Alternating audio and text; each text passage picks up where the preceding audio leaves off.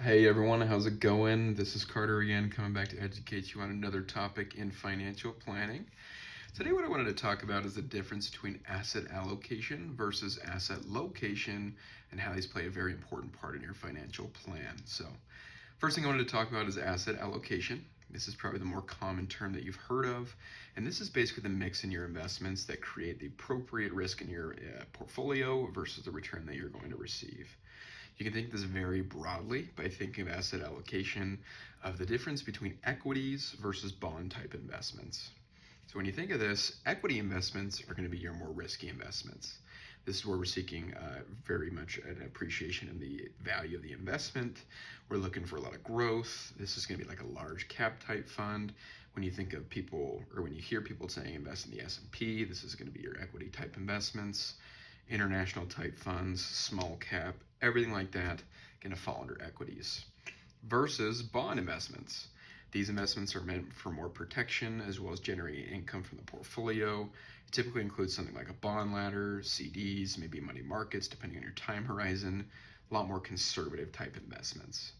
So we want to use these as an overall portfolio and selecting the appropriate mix between all of them to accomplish the goal that you have based on your time horizon, your goals, and making sure it's all set up appropriately. So that's your asset allocation versus asset location. And asset location is saying, hey, I'm going to take this asset allocation and actually apply it to my different types of accounts. So when we look at accounts, we want to look at them from a tax perspective and being tax efficient. So we have number one, Roth accounts. As a lot of you know, or if you don't know, when you withdraw from a Roth account, you're going to get this money tax-free as long as you make a qualified distribution, which basically just means at retirement age.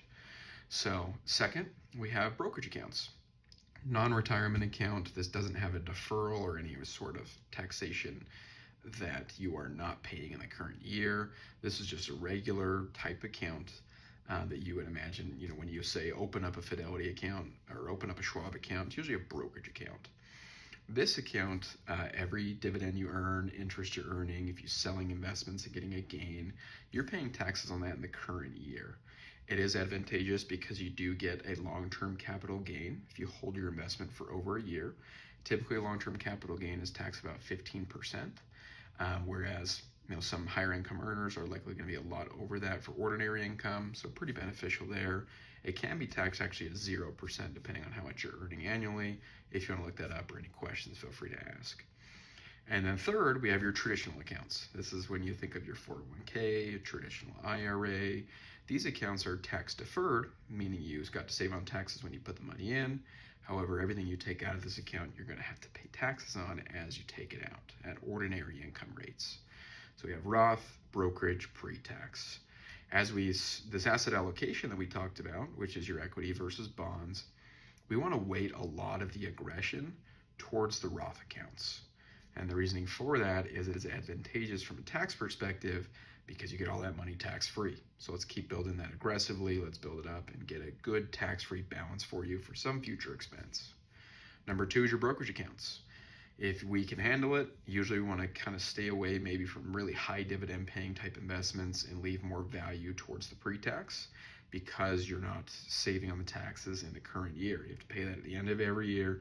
You're getting 1099, you're going to pay those taxes. So if we can weight more of that to the pre-tax account, keep it out of the brokerage account, can be a good idea. Everyone's plan is different, just as a general thing to think about.